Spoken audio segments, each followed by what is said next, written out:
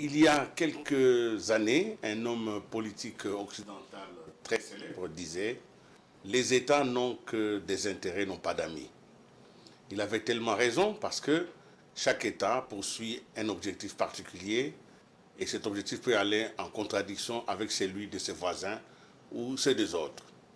Pour vivre donc en harmonie entre les États qui ont des intérêts parfois divergents, il faut avoir des relations diplomatiques. Donc il faut comprendre des hommes capables de comprendre le monde de chez eux, mais surtout aussi le monde des autres. Notre pays, la République démocratique du Congo, a une diplomatie.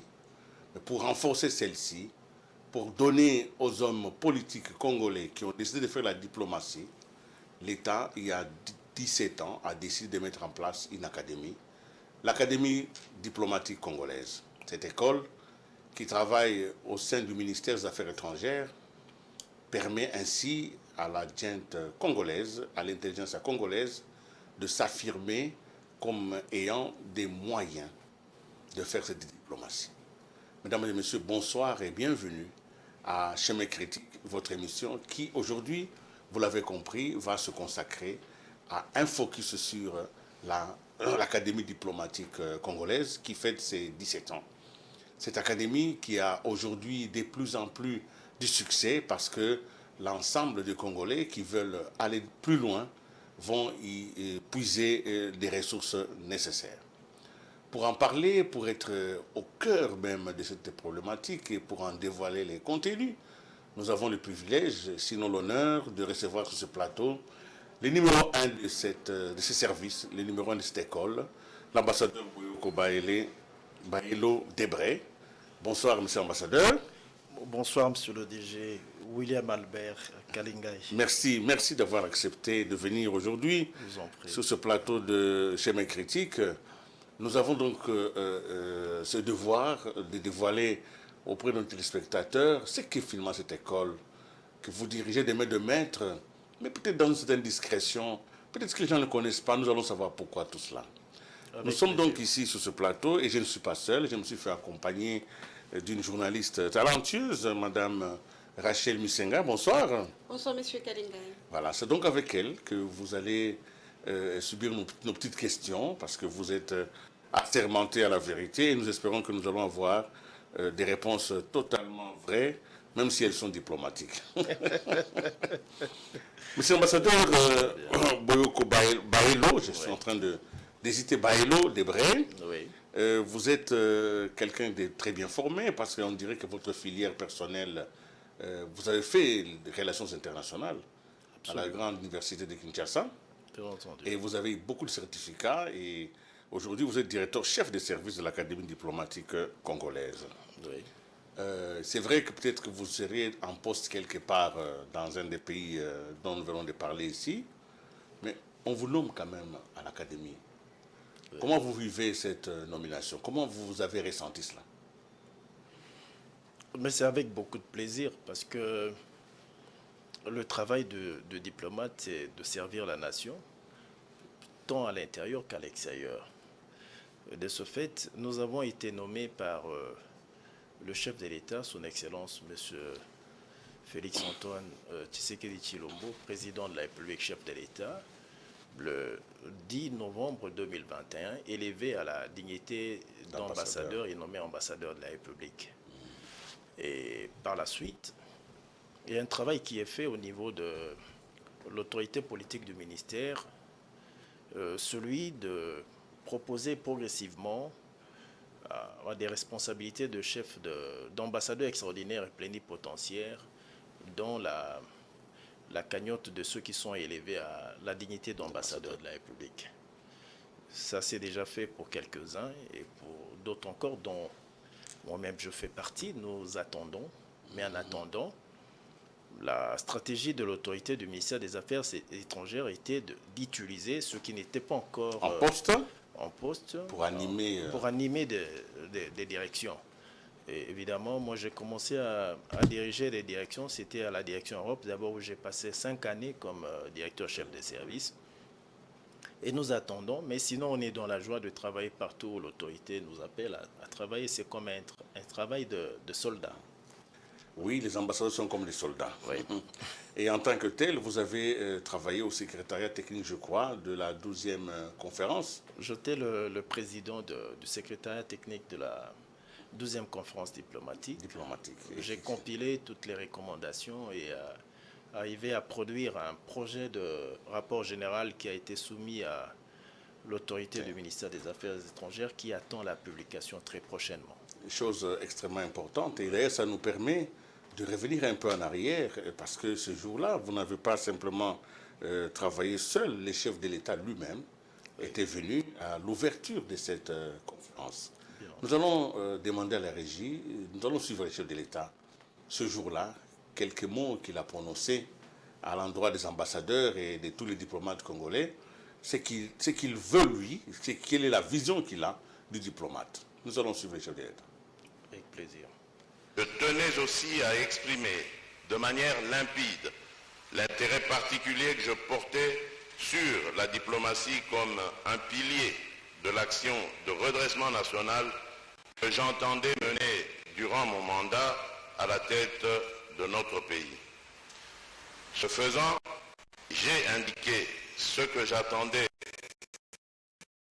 de tous ceux qui interviennent dans le champ des relations extérieures de la République démocratique du Congo, des diplomates aux autres agents publics qui doivent être la cheville ouvrière de l'État en la matière, tant il est vrai sans diplomate, ni de fonction publique sans fonctionnaires engagés, bien motivés et performants.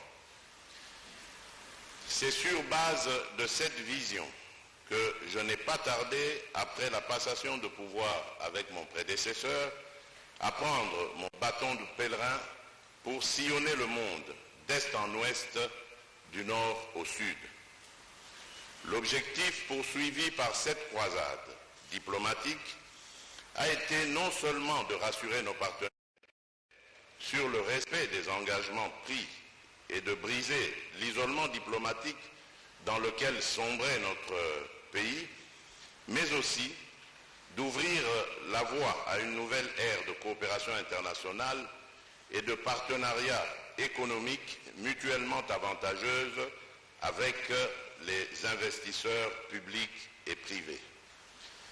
Sachez-le, à chaque fois que la cause l'exigera, je reprendrai ce bâton pour porter haut la voix de la République démocratique du Congo et de tirer profit des opportunités susceptibles de nous permettre d'optimiser la mise en valeur de nos immenses ressources naturelles en vue du bien-être des populations congolaises, tout en veillant à véhiculer auprès de nos hôtes étrangers, sans équivoque et de manière constante, le message qui veut que notre pays est certes des amis traditionnels auxquels il tient, mais veut aussi s'ouvrir à d'autres horizons.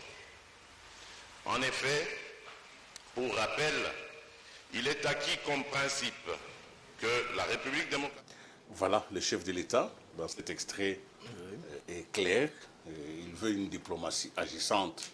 Monsieur l'ambassadeur, avant qu'on entre dans le débat, je voudrais quand même que vous situiez un peu cette conférence des diplomates. C'est quoi exactement et quel est qu'est-ce qui est recherché finalement dans cette conférence? Bien, là, une conférence diplomatique, comme c'est le cas pour la RDC, est un cadre où les professionnels de métier ont l'occasion de tenir leur messe, leur grand-messe, Oui. pour discuter de la marche de la diplomatie congolaise, et tout en se servant de l'expertise des diplomates qui sont à l'extérieur, qui ont pour mission de s'informer et d'informer la centrale sur des opportunités qui s'offrent et qui entrent en ligne de compte du programme d'action du gouvernement. Donc c'est l'occasion pour le chef, le patron de la diplomatie, de se retrouver avec ses collaborateurs pour discuter pour ces grandes questions et lever de nouvelles options, parce que la politique est dynamique. Avec la complexification des relations internationales aujourd'hui, il est de bon aloi que Et cela dépend de pays, de leurs économies, qu'au moins toutes les 3 années, que cette grand-messe se tienne pour discuter. Pouvoir mettre les choses au point. Tout à fait. Ok, les mises à jour sont importantes. Très importantes. Alors, nous arrivons donc à l'Académie congolaise, diplomatique congolaise, et je voudrais demander à Rachel Musenga de poser ces questions sur l'Académie. Bonsoir, Monsieur l'ambassadeur. Bonsoir, Madame Rachel. Nous sommes très heureux de vous avoir sur ces plateaux de Jean Poli ce soir. Alors, parlons de l'Académie diplomatique congolaise. Oui. Aujourd'hui, déjà, l'Académie fête ses 17 ans. Oui. 17 ans, c'est pas peu. Un enfant qui a 17 ans, il est presque à la majorité. Oui. Mais nous constatons quand même sur terrain, Monsieur l'ambassadeur, que l'Académie n'est pas très connue. Est-ce un souci communicationnel de votre part ou juste une stratégie? On en parle moins sur terrain. C'est vrai, l'Académie qui a été créée par arrêté du ministre des Affaires étrangères le 14 avril 2006 a fait du chemin. Et pendant près de 6 ans, les choses marchent bien. Et l'Académie a fait parler d'elle. D'ailleurs, le DG Willy Kalengai est parmi ceux qui intervenaient souvent dans les activités de l'Académie diplomatique. Mais après, il y a eu un temps de léthargie. Et ce temps a été marqué par le retrait de partenaires qui venaient accompagner les actions de l'Académie. C'était une très jeune académie qui avait besoin d'un appui matériel et financier pour pouvoir survivre. Et c'était aussi le moment où il y a beaucoup de soucis sur le plan politique. On a traversé de crises. Mais grand merci parce qu'à l'initiative de le vice-premier ministre, ministre des Affaires étrangères, son Excellence Christophe Lutondo Lapala Penapala, il a pris l'initiative de convoquer la 12e conférence diplomatique 11 années après. La 11e conférence diplomatique. Et c'était l'occasion pour lever des options et prendre des mesures importantes, des recommandations. Et je pourrais dire qu'après la tenue de la 12e conférence diplomatique, le ministre des Affaires étrangères a donné un temps fort à demander à chacun, donc des directeurs chefs des services, de pouvoir mettre en œuvre les recommandations issues de la 12e conférence diplomatique. Et il me confiera aussitôt cette charge de pouvoir relancer les activités de cette académie, d'où le premier travail que nous avions fait à l'Académie diplomatique était de faire un état des lieux de la marche de l'Académie depuis 2006. Et à l'issue duquel nous avons, sur le plan de travail, élaboré un plan triennal qui avait été soumis à l'autorité et approuvé, que nous sommes en train de mettre en œuvre. Et dans ce plan, il était question aussi maintenant de remettre l'Académie sur les rails, d'où les initiatives prises ci et là. Et d'ailleurs, je me souviens de la promesse faite par M. Willy Kalengai une fois à une invitation à laquelle il avait été convié à l'Académie. Il avait promis de nous accompagner. Et bien voilà que nous sommes là aujourd'hui. Ça bouge de partout et ça nous fait plaisir. Alors, toujours dans le cadre de l'Académie diplomatique congolaise, nous avons pu être en contact avec les dépliants et nous avons vu qu'il y a quelques langues enseignées dans cette académie-là, notamment l'anglais, le français, l'arabe, le chinois, l'espagnol, les portugais, les russes et les persans, et ainsi de suite. Mais nous constatons quand même que dans la liste, il n'y a aucune langue africaine qui est reprise dans la liste. Vous avez eu un problème à promouvoir la culture africaine au travers de la langue ou il y a d'autres raisons? Pas du tout, je suis un grand africaniste. Donc le travail fait par l'Académie, bon, à part il y a les 6 langues des Nations Unies et d'autres langues qui sont enseignées à l'Académie diplomatique. Mais si vous lisez bien le dépliant qui a été mis à votre disposition, vous verrez qu'il y a un programme de lancer les langues nationales, à commencer par le Lingala. Donc, c'est une langue très prisée, tout le monde veut parler. Et dans la stratégie de l'Union africaine... Déjà enseigné ou c'est dans la... Bientôt lancé. Ça va commencer. Les Swahili aussi. Les Swahili aussi. D'ailleurs, les Swahili est l'une des langues de l'Union africaine. Donc pour nous, le travail est fait et progressivement. C'est des réformes qui sont en train d'être accomplies au sein de l'académie et on ne fait pas le tout à la fois. On y va mollo. Mais je comprends que votre approche diplomatique. Ah ouais. Nous allons tout à l'heure revenir à l'école, mais je voudrais quand même que l'on réparte vers la régie.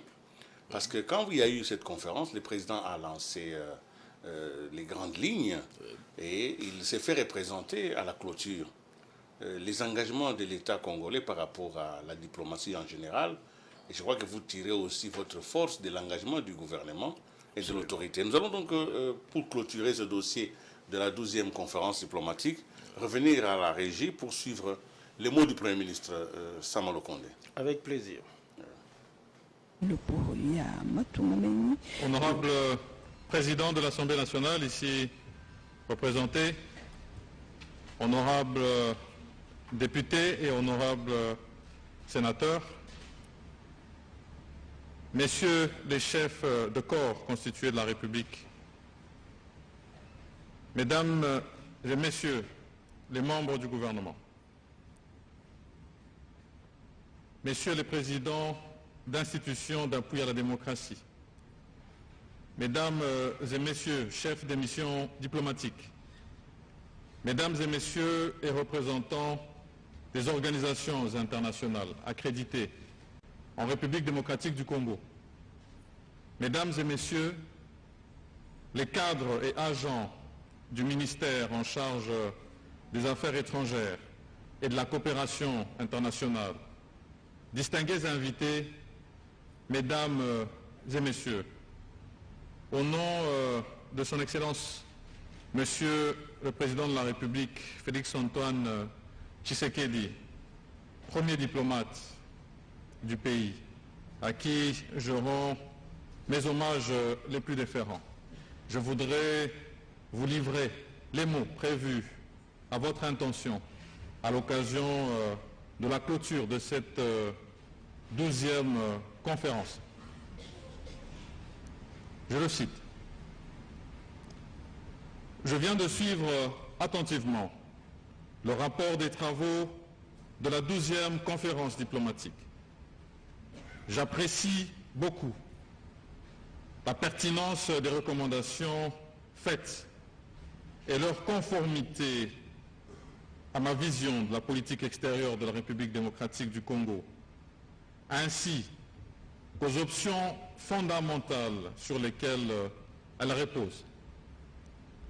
La rigueur de l'analyse et la profondeur des réflexions des conférenciers me rassurent sur l'avenir de notre diplomatie. Nous devons les en féliciter sincèrement. C'est autant dire que cette conférence est venue à point nommé et nous ouvre des perspectives heureuses à travers la feuille de route des actions et réformes proposées qui devront effectivement mettre notre diplomatie au service du développement de notre pays et au service de la région des Grands Lacs. À présent, le grand défi à relever est celui de la mise en œuvre des conclusions de la 12e conférence. À ce sujet, je demande à tous les ministères qui interviennent dans le champ des relations extérieures de notre pays, plus spécialement le ministère des Affaires étrangères et de la coopération internationale, le ministère de l'intégration régionale et de la francophonie, le ministère du commerce extérieur, le ministère des Finances, les services spécialisés du ministère de l'Intérieur, le ministère du Plan et le ministère de la Défense, de tirer chacun de la feuille de route globale adoptée la part qui les concerne et de les mettre en application sans tarder. En effet, le succès de l'action de notre diplomatie est la résultante de l'action conjuguée et Voilà, monsieur l'ambassadeur, le président de la République, par la voix du Premier ministre, Oui. a demandé à tous les ministères de tirer la part qui leur concernait. Tout à fait. Et alors, quelle est la part de l'Académie diplomatique congolaise dans la mise en œuvre de cette vision?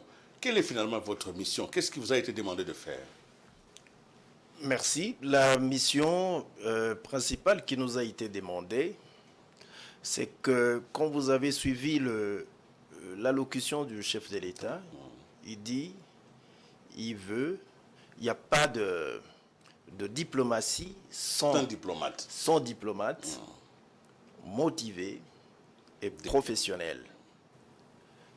Et le travail à l'Académie diplomatique, c'est évidemment de travailler pour rendre ce diplomate professionnel.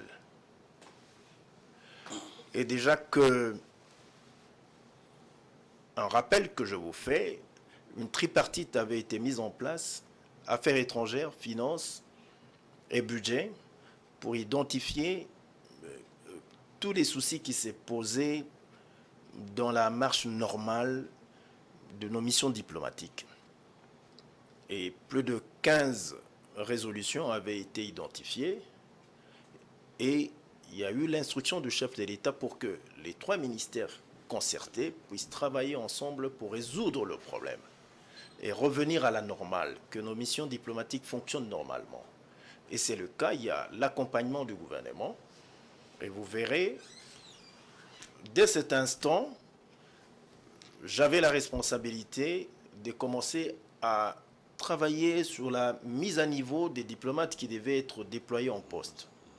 Chose déjà faite, nous avons pu former 120 diplomates qui sont déployés à travers le monde. Ils sont passés par l'Académie diplomatique pendant 10 jours pour leur mise à niveau et il leur a été remis à chacun une attestation de participation à ce module des mises à niveau avant De partir en mission. Qu'est-ce que vous leur donnez comme formation? Qu'est-ce qui est donné? Il y a plusieurs formations. La tenue, comment utiliser les médias sociaux, parce que ça intervient aujourd'hui de manière efficace dans le travail. L'ambassadeur commence à tweeter voilà, pas n'importe comment. Donc il y a beaucoup de formations et puis savoir comment une mission diplomatique doit fonctionner. Donc les diplomates ne sont pas libres de faire ce qu'ils veulent. Ils sont sous la gestion de chefs de mission qui doivent respecter. Évidemment, il y a beaucoup d'informations à donner sur tout un tas de modules programmés pour outiller suffisamment le diplomate parce que au départ, il doit connaître aussi le programme d'action du gouvernement. Il doit connaître ce que ça veut dire RDC Pays Solutions pour des questions environnementales. Donc, il doit avoir assez d'informations sur toutes ces informations nécessaires. C'est donc devenu une voie obligée.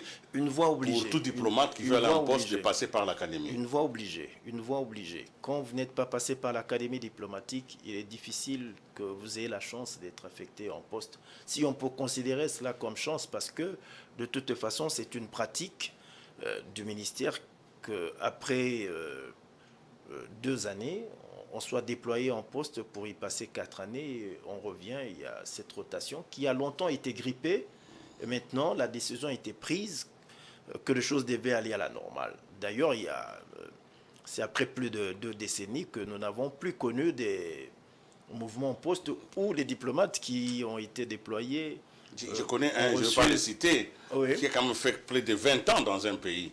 Ce n'est plus un diplomate. Non, ça n'existe plus. Ça n'existe plus. Il y a un travail qui avait été fait d'identifier tous ceux qui sont restés longtemps au-delà des termes prévus,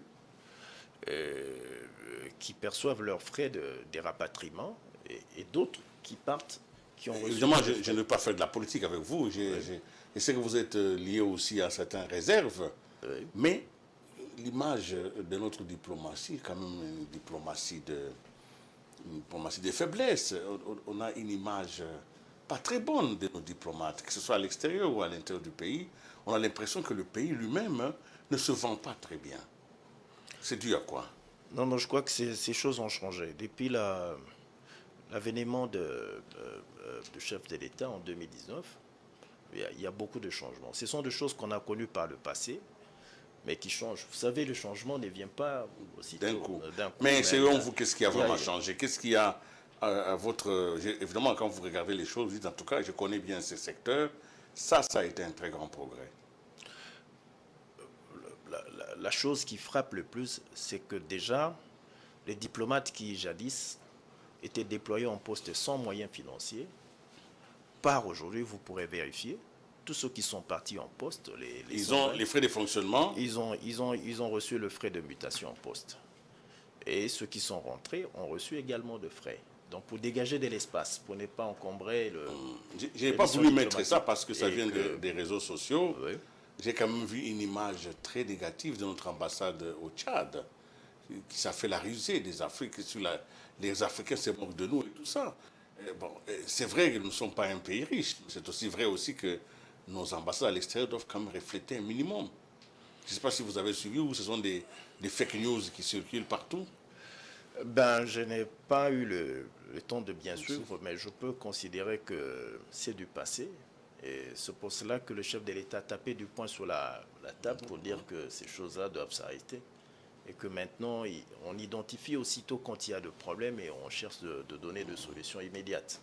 Moi, je crois qu'il faut voir aussi là où ça marche, parce que les gens ont toujours tendance à véhiculer des choses qui n'ont pas marché par le passé et ne font pas d'efforts à regarder ce qui va actuellement et puis mettre en exergue. C'est ça aussi le problème.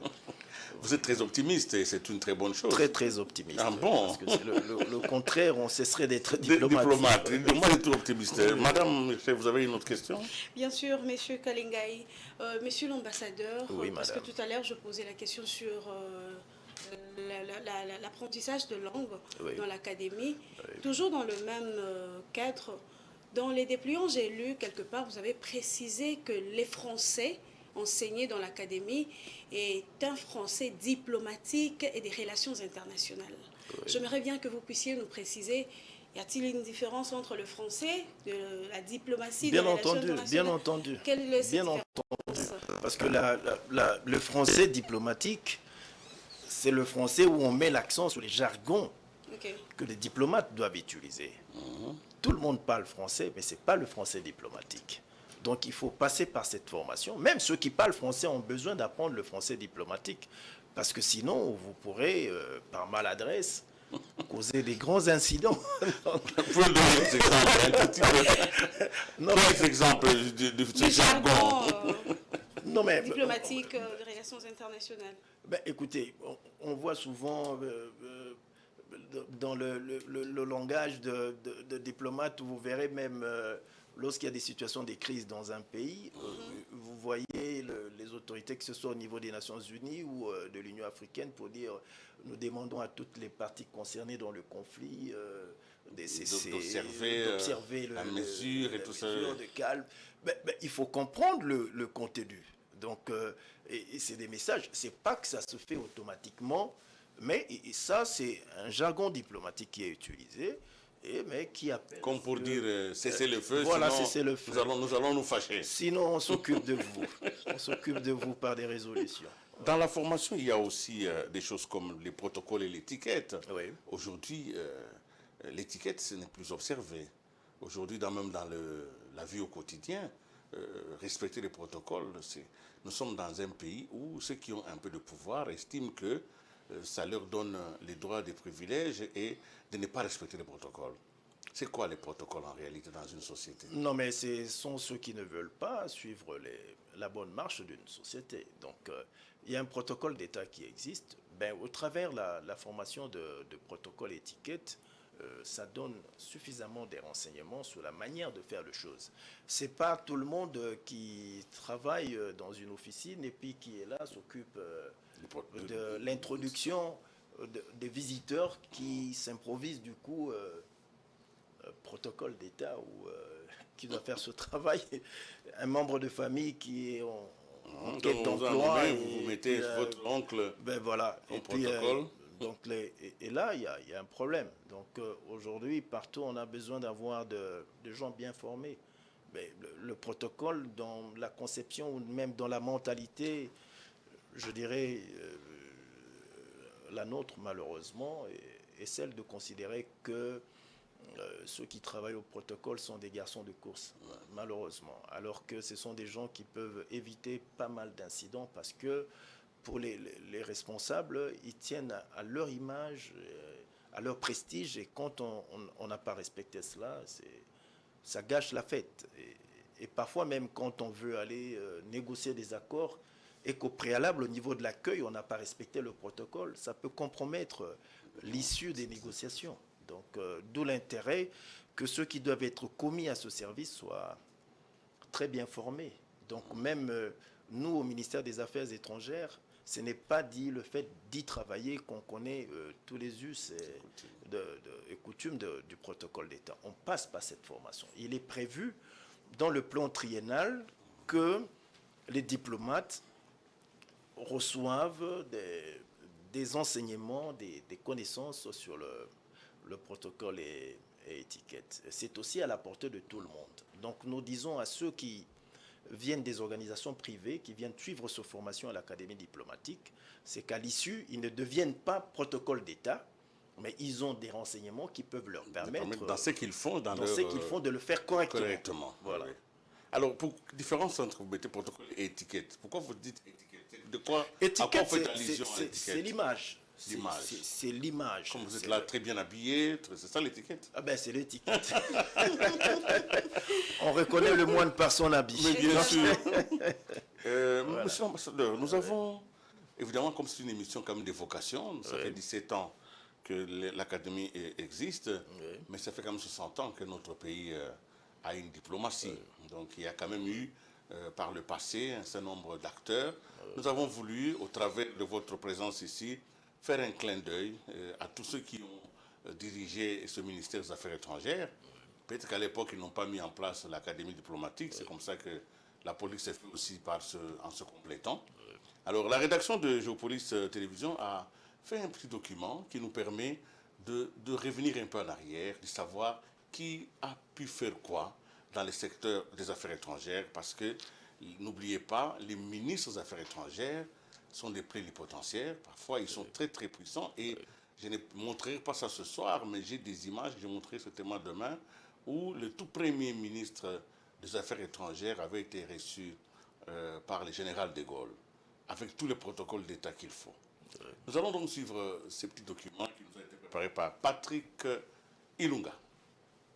L'histoire de la République démocratique du Congo, c'est aussi une histoire des interactions très intenses avec le monde extérieur. La position hautement stratégique du pays, ses ressources naturelles, l'histoire de la décolonisation, les multiples crises internes du Congo ont mis le pays face à une vocation de développer une intelligence dans la politique extérieure, et cela date depuis les années 1960. Une tradition de politique étrangère assez coriace avec des constances s'est développée depuis l'accession du pays à l'indépendance, même face aux mutations mondiales.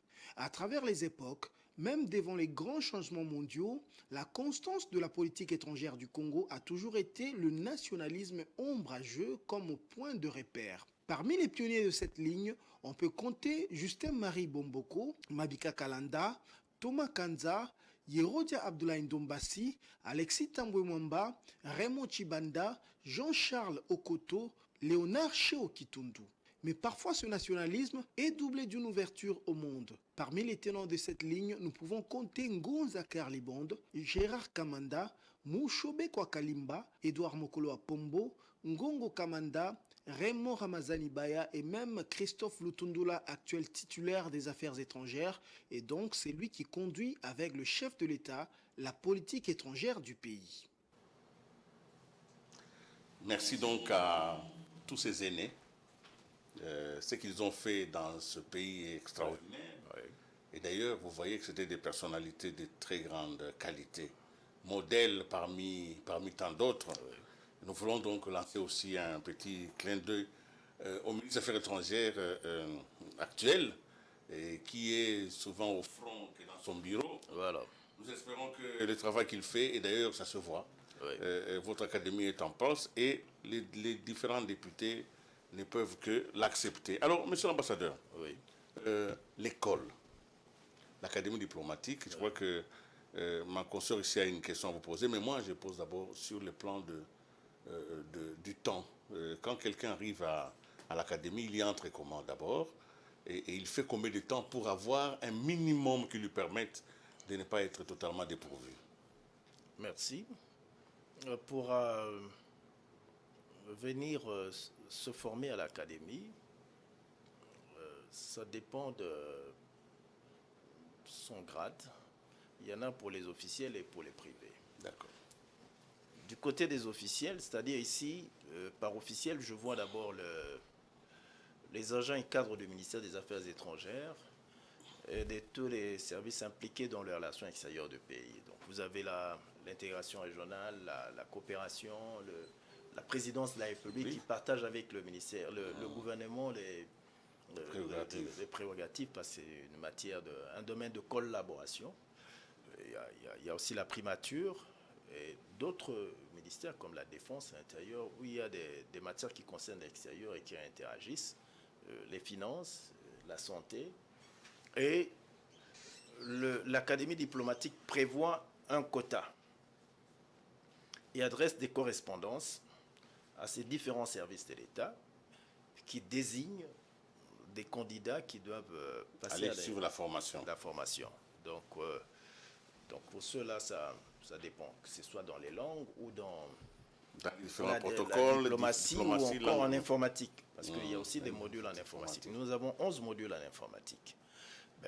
Pour ce qui concerne les agents du ministère des Affaires étrangères, les principaux concernés par la formation à l'académie diplomatique, ça dépend des grades. Pour ceux qui entrent dans l'exercice de fonction aux affaires étrangères, ils passent par l'académie pendant 3 mois et demi. Ils suivent près de 28 matières. Donc pendant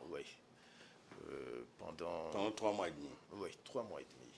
Donc 216 heures de formation. Il y a des intervenants qui sont des praticiens, qui sont du monde académique et qui viennent.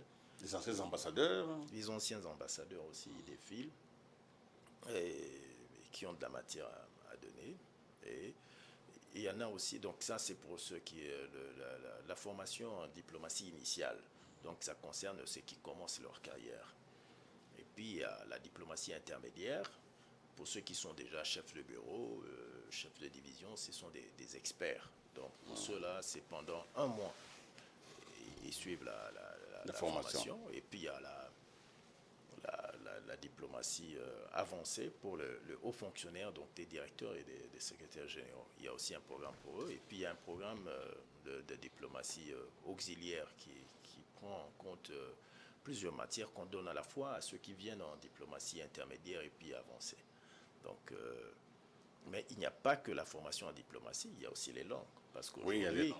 Je crois là parler de 10 langues. Hein. 9 langues. 9 langues, mais écoutez, la difficulté pour les diplomates congolais, pour la plupart, ils sont monolingues, ils ne parlent que le français.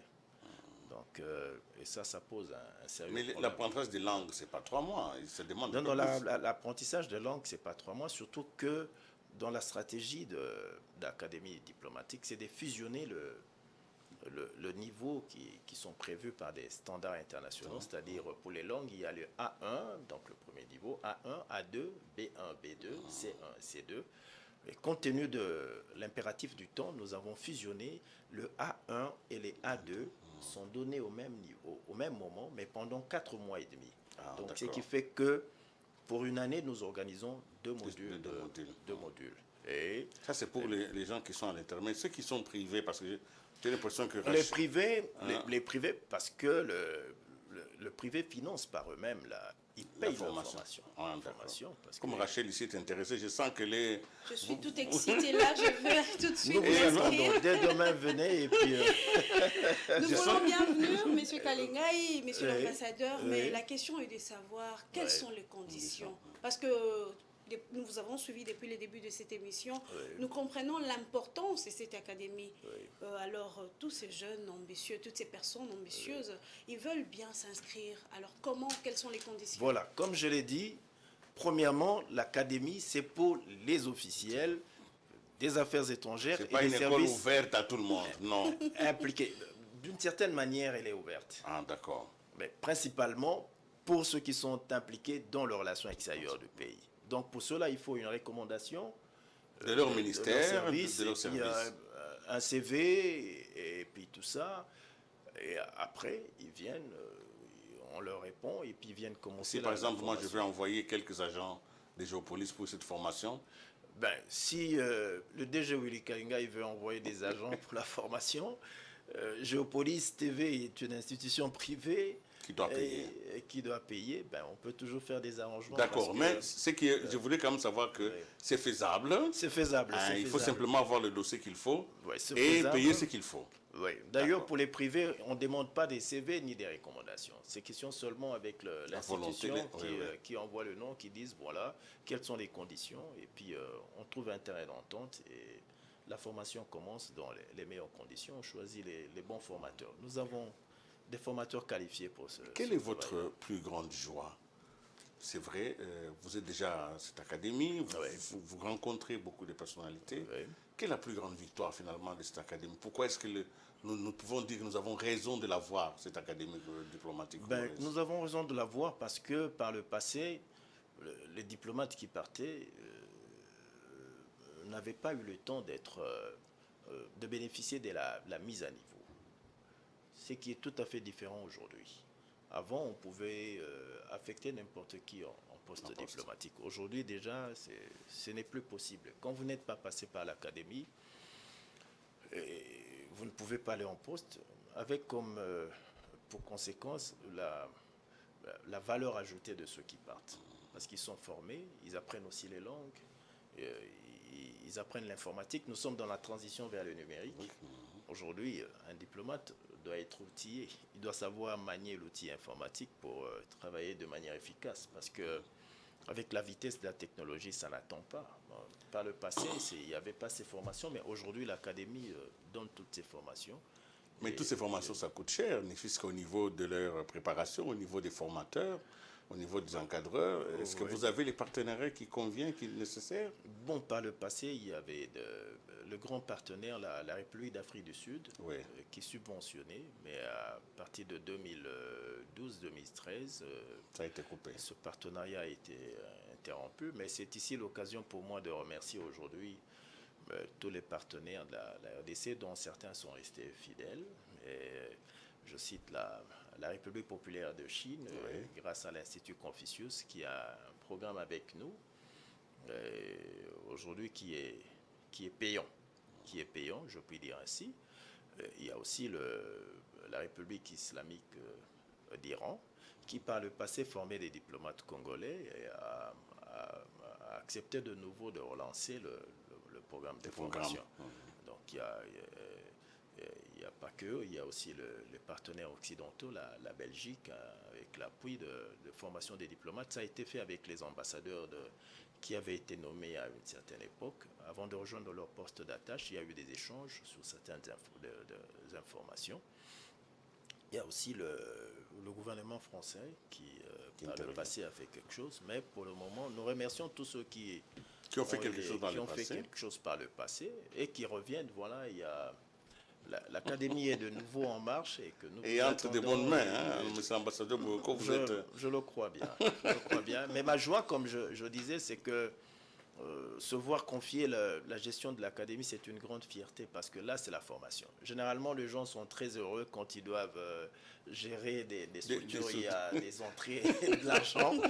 Mais quand on a la responsabilité de former l'humain, parce que c'est l'homme qui crée les moyens. Et pour moi, c'est une grande fierté et j'en suis très reconnaissant vis-à-vis de mon ministre qui a renouvelé sa confiance parce qu'il y a 3 jours, il venait de faire la mise en place au niveau de l'administration et j'ai été reconduit à mon poste. Bon, félicitations. Merci beaucoup, merci.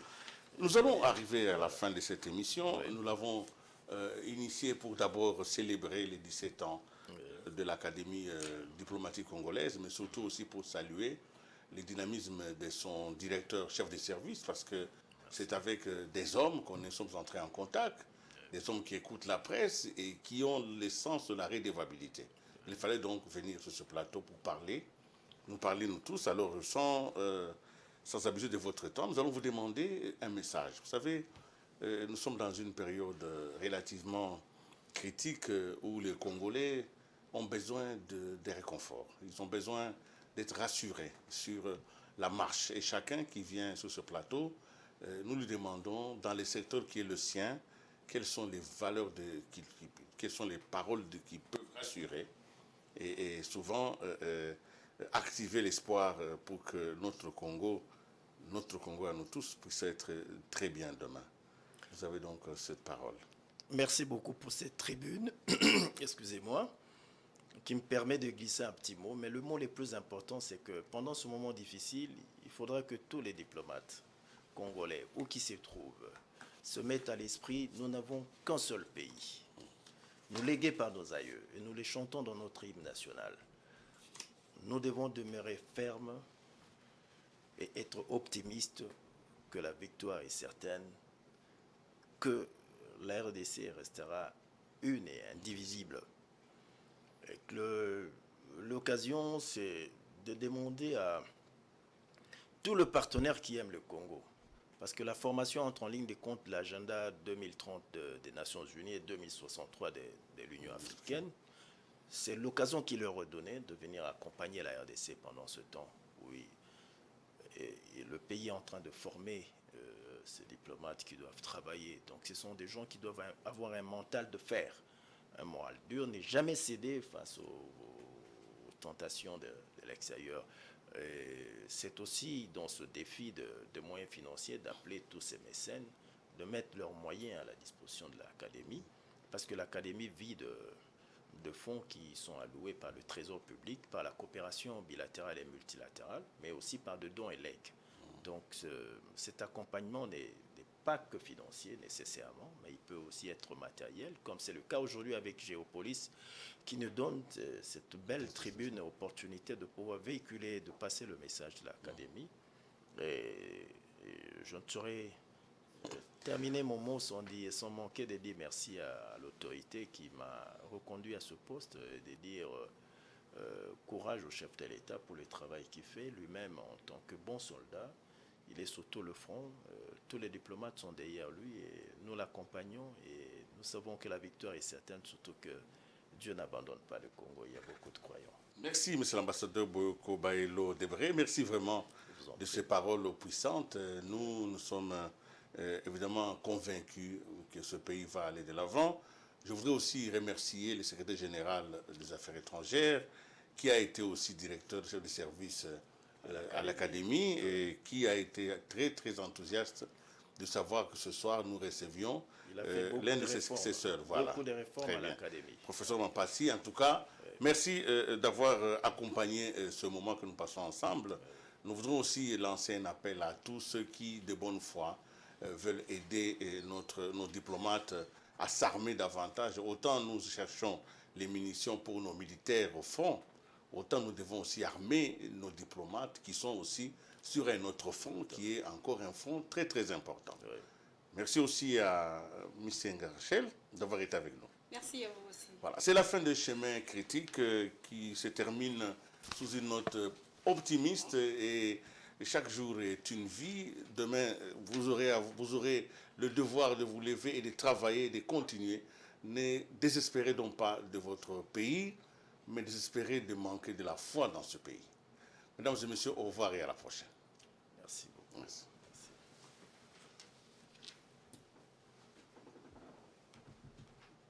Voilà.